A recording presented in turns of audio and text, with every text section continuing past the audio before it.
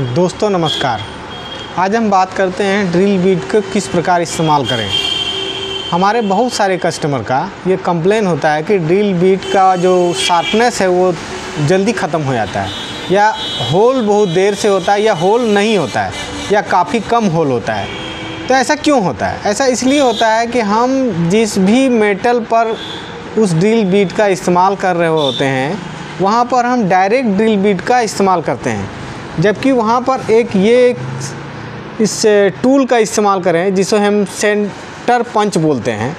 इस सेंटर पंच को उस जगह पर जिस पॉइंट पर हमें ड्रिल करना है उस पॉइंट पर लगा कर रख करके एक या दो हथौड़ा लगा दें तो वहाँ ये एक पॉइंट बन जाता है। उसके बाद हम कोई ड्रिल बीट वहाँ लगाते हैं तो आराम से और आसानी से छेदा हो जाता है, और हमारे ड्रिल बीट का शार्पनेस भी तेज़ भी ख़त्म नहीं होता है और ज़्यादा लंबा काम होता है।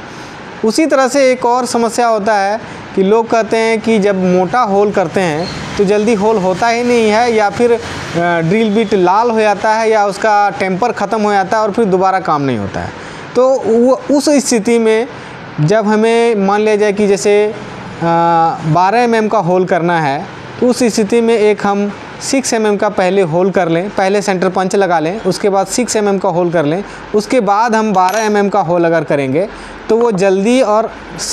आसानी से हो जाएगा, और ये जो ड्रिल बीट का जो शार्पनेस होता है ये भी ख़राब नहीं होगा, और इसे हम ज़्यादा से ज़्यादा होल कर सकेंगे। तो इसका हमेशा ध्यान रखें कि जहाँ भी आपको किसी मेटल पर होल करना हो, सिर्फ एल्युमिनियम को छोड़कर